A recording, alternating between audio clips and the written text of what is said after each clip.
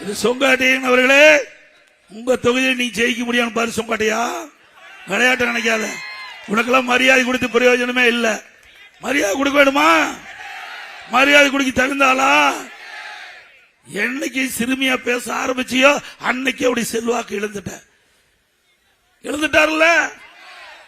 ஆக வேண்டுமென்றே திட்டமிட்டு நீ அரசியல் ரீதியா பேசினா பதில் சொல்ல தயார். அதை விட்டுட்டு தனிப்பட்ட முறையில பேசினா நிறைய இருக்குதுங்க. டிவியில போட்டு விட்டுருவேன். கோபியில நடமாட முடியாது. இந்த வீதியில, கோபி வீதியில அத்தனை பேர் காரி துப்பிடுவாங்க. ஞாபகம் வச்சுக்க. விளையாட்டா நீ நினைச்சிடாத.